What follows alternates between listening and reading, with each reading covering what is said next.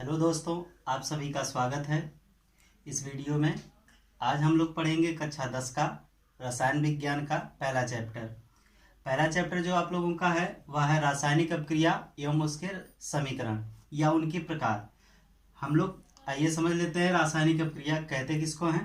रासायनिक अपक्रिया में जब दो या दो से अधिक पदार्थ अपक्रिया करके नए पदार्थ या उत्पाद का निर्माण करते हैं तो उसे रासायनिक अपक्रिया कहते हैं। जैसे मान लेते हैं एक आपका हो गया कार्बन, दूसरा हो गया आपका ऑक्सीजन। ये दोनों आपस में क्रिया किए तो बनाए कार्बन डाइऑक्साइड। यानी कार्बन और ऑक्सीजन जब क्रिया करते हैं तो कार्बन डाइऑक्साइड का निर्माण करते हैं। यानी ये दोनों आपस में क्रिया किए और नए तत्व का निर्माण कर दिए, तो इसे हम लोग रासायनिक अपक्रिया कहते हैं। यदि मान लीजिए आप लोगों से कोई ये भी पूछ सकता है कि कैल्शियम कार्बोनेट इसको गर्म किया जाता है तो यह कैल्शियम ऑक्साइड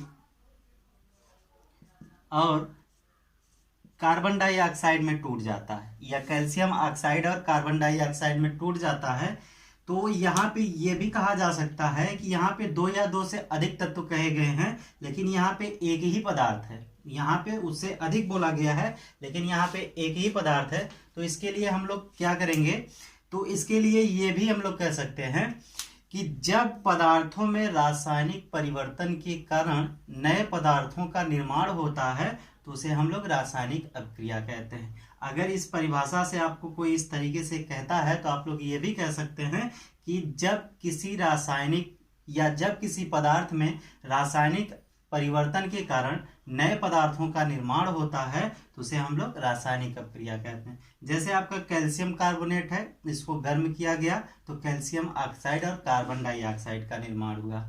एक बार फिर से देख लीजिए इसको। अपक्रिया, रासायनिक अपक्रिया जब दो या दो से अधिक पदार्थ अपक्रिया करके नए उत्पाद या नए पदार्थ का निर्माण करते हैं तो उसे हम लोग रासायनिक अपक्रिया कहते हैं। जैसे कार्बन और ऑक्सीजन की अपक्रिया हुई तो कार्बन डाइऑक्साइड का निर्माण हुआ। लेकिन अगर आपसे ये कहा जाए कि कैल्शियम कार्बोनेट को गर्म किया जाता है तो यह कैल्शियम ऑक्साइड और कार्बन डाइऑक्साइड में टूट जाता है, तो कैल्शियम कार्बोनेट को गर्म करने पर यह इसमें टूटता है लेकिन यह एक ही पदार्थ है। तो परिभाषा के अनुसार दो या दो से अधिक तत्व या पदार्थ, लेकिन इसमें एक ही है, तो हम लोग कह सकते हैं कि जब पदार्थ में रासायनिक परिवर्तन के कारण नए पदार्थों का निर्माण होता है तो उसे रासायनिक अपक्रिया कहते हैं। आगे देखिए रासायनिक समीकरण क्या होता है। रासायनिक समीकरण, रासायनिक समीकरण किसे कहते हैं, तो रासायनिक समीकरण को हम लोग कह सकते हैं कि रासायनिक अपक्रियाओं को संक्षिप्त रूप में लिखना रासायनिक समीकरण कहलाता है। रासायनिक अपक्रियाओं को संक्षिप्त रूप में लिखना रासायनिक समीकरण कहलाता है। या हम लोग इसको इस तरीके से भी लिख सकते हैं, अभिकारकों तथा उत्पादों को उनके रासायनिक सूत्र के साथ साथ सांकेतिक रूप में प्रदर्शित करना क्या कहलाएगा, रासायनिक समीकरण कहलाएगा। जैसे इसमें दो पद होते हैं, एक आपका होता है अभिकारक और इधर का होता है उत्पाद। ये आपका अभिकारक होता है और ये आपका क्या होता है, उत्पाद होता है। अभिकारक की सहायता से उत्पाद का क्या होता है, निर्माण होता है। यह चिन्ह एरो का जो प्रदर्शित करता है कि अपक्रिया इधर की तरफ चल रही है। जैसे इसके लिए हम लोग पॉइंट बना के लिख सकते हैं कि रासायनिक अपक्रियाओं में यह कह सकते हैं अभिकारकों तथा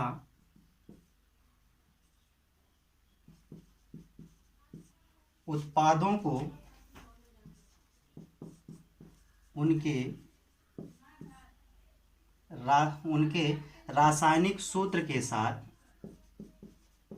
रासायनिक सूत्र के साथ, रासायनिक सूत्र के साथ सांकेतिक रूप में लिखना रासायनिक समीकरण कहलाता है।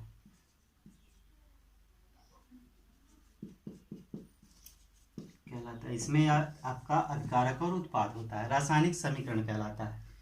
ठीक है, जैसे ये भी हम लोग कह सकते हैं कि रासायनिक अभिक्रियाओं को संक्षिप्त रूप में लिखना रासायनिक समीकरण कहलाता है, और ये भी कह सकते हैं कि अभिकारकों तथा उत्पाद को उनके रासायनिक सूत्र के साथ सांकेतिक रूप में लिखना रासायनिक समीकरण कहलाता है। ये आपका हो जाएगा।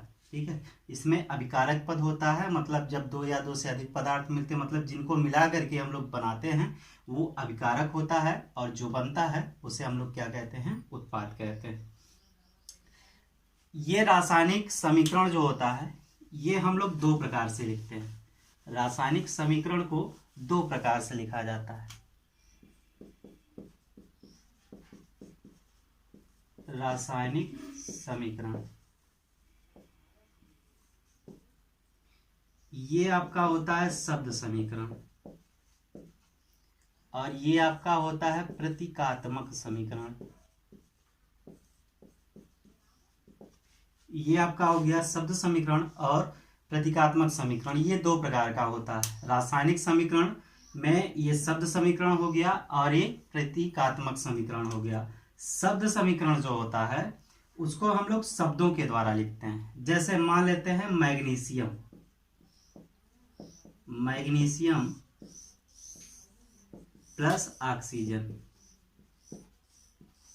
मैग्नीशियम प्लस ऑक्सीजन, यह क्रिया किया तो हो गया मैग्नीशियम ऑक्साइड। ठीक, यानी शब्द के रूप में हम लोग लिख लेते हैं मैग्नीशियम प्लस ऑक्सीजन, इसकी क्रिया हुई तो मैग्नीशियम ऑक्साइड बना। या हम लोग ले लेते हैं एक और तत्व सोडियम, सोडियम की क्रिया जब ऑक्सीजन के साथ करवा देते हैं तो ये हो जाएगा सोडियम ऑक्साइड, ये हो जाएगा आपका sodium oxide. Magnesium plus oxygen की क्रिया हुई तो मैग्नीशियम ऑक्साइड बना, सोडियम प्लस ऑक्सीजन की अब क्रिया हुई तो सोडियम ऑक्साइड बन गया। ये आपके शब्द समीकरण कहलाते हैं, यानी ऐसा समीकरण जिनको हम लोग शब्दों के द्वारा दर्शाते हैं या शब्द के रूप में लिख करके दर्शाते हैं उसे शब्द समीकरण कहते हैं। इसी में आपका ये वाला होता है, इसी को ही मान लेते हैं, जैसे मैग्नीशियम हो गया प्लस ऑक्सीजन हो गया, मैग्नीशियम और ऑक्सीजन, यह बनाता है मैग्नीशियम ऑक्साइड, MgO बनाता है। तो दो से हम लोग इसमें गुणा कर देते हैं, मैग्नीशियम ऑक्साइड हो गया। फिर यहां से सोडियम का बना लेते हैं, सोडियम प्लस ऑक्सीजन, ये बनता है Na2O, यहाँ पे 2 से गुणा कर देते हैं, यहाँ पे 4 से गुणा कर देते हैं। ये आपका प्रतीकात्मक समीकरण हो गया, यानी मैग्नीशियम को हम लोग उसके शब्द के रूप में ना लिख करके उसके प्रतीक के रूप में यानी सांकेतिक भाषा के रूप में लिखते हैं, तो ऐसे समीकरण को हम लोग प्रतीकात्मक समीकरण कहते हैं। रासायनिक समीकरण दो प्रकार का होता है, शब्द समीकरण और प्रतीकात्मक समीकरण। शब्द समीकरण को हम लोग शब्दों के रूप में लिखते हैं और प्रतीकात्मक समीकरण में हम रासायनिक समीकरण को उनके सांकेतिक भाषा के रूप में लिखते हैं। तो ऐसे समीकरण जो होते हैं दो प्रकार के होते हैं, शब्द समीकरण और प्रतीकात्मक समीकरण। आगे आप लोगों का दिया गया है संतुलित समीकरण।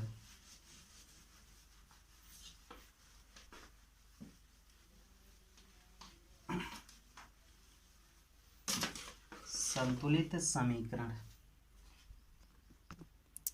लोगों का है संतुलित रासायनिक समीकरण। संतुलित रासायनिक समीकरण किसे कहते हैं? जैसे अभिकारक पद होता है आपका और एक आपका होता है उत्पाद, इनकी सहायता से उत्पाद बनता है। तो इनमें उपस्थित अणुओं की संख्या अगर बराबर हो संख्या तो ये आप लोगों का बराबर होता है, उसे हम लोग संतुलित रासायनिक समीकरण कहते हैं। जैसे आयरन हो गया प्लस H2O हो गया, बनता क्या आपका Fe3O4 बनता है प्लस H2 बनता है, ये आपका बनता है।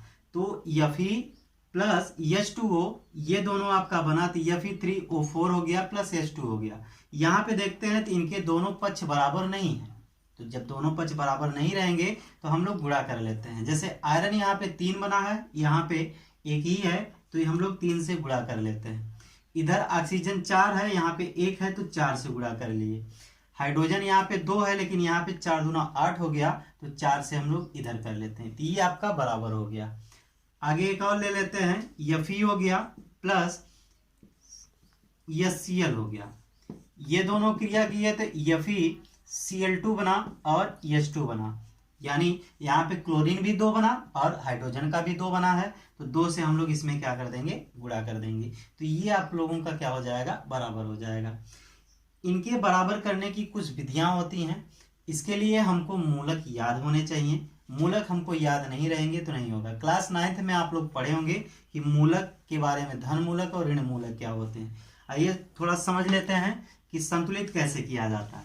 जैसे मान लेते हैं आप लोगों का कैल्शियम, कैल्शियम के ऊपर 2 प्लस होता है और सल्फेट के ऊपर 2 माइनस होता है। अब जब आवेश समान होते हैं तब हम लोग नहीं लिखते हैं, अगर आवेश समान नहीं होते हैं तो हम लोग ऐसे लिख लेते हैं, इसका आवेश समान है, +2 है और प्लस और -2 है, +2 और -2, तो नहीं लिखते हैं, आवेश कट जाता है तो CaSO4 हो जाता है, इस तरीके से हो जाता है। सोडियम के ऊपर 1 प्लस होता है, सल्फेट के ऊपर 2 माइनस होता है, तो इनके आवेश क्या हो गए, विपरीत हो गए, मतलब समान नहीं है, तो हम लोग क्या करते हैं, इसका आवेश यहाँ पे लिखते हैं और इसका आवेश यहाँ पे लिख देते हैं, तो यहाँ का आवेश इधर आ जाएगा तो सोडियम Na2 हो जाएगा और इसके ऊपर SO4 हो जाएगा, मतलब यहाँ से Na2SO4 बन गया आपका, ठीक। तो यानी यहाँ का जो आवेश है यहाँ पे चला जाएगा, यहाँ का आवेश यहाँ पे चला जाएगा, क्योंकि यहाँ पे 1 है तो 1 को लिखते नहीं उतना, तो उसको छोड़ देते हैं, तो Na2SO4 हो गया। तो सोडियम सल्फेट यहाँ पे बना। एक और ले लेते हैं, कोई भी तत्व ले लेते हैं, जैसे पोटेशियम हो गया और यहाँ पे ऑक्सीजन हो गया, इसके ऊपर 1 प्लस हो गया और इसके ऊपर 2 माइनस हो गया, इसका भी यहाँ पे ऐसे आदान प्रदान हो जाता है, 2 माइनस, इसका यहाँ पे चला जाता है और इसका यहाँ पे, तो हो जाता है K2O, पोटेशियम ऑक्साइड बन जाता है।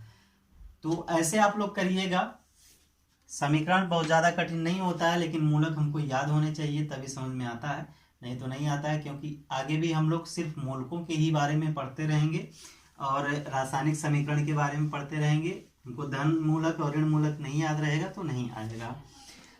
आगे देखिए, रासायनिक समीकरण के प्रकार या रासायनिक अभिक्रिया के प्रकार। रासायनिक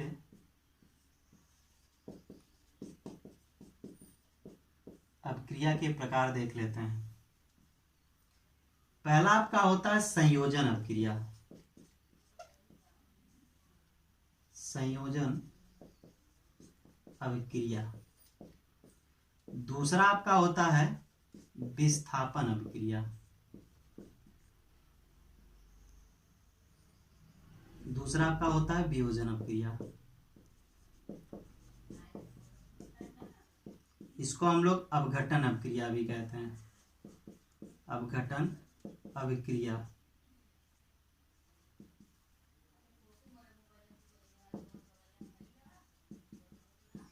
इसके बाद आपका होता है वियोजन अभिक्रिया, नहीं विस्थापन अभिक्रिया, सॉरी, विस्थापन अभिक्रिया, अभिक्रिया। इसके बाद होता है आपका द्विविस्थापन अभिक्रिया, द्विविस्थापन अभिक्रिया।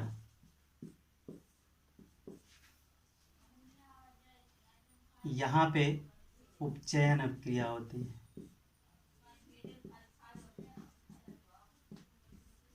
फिर आपका होता है अपचयन अभिक्रिया।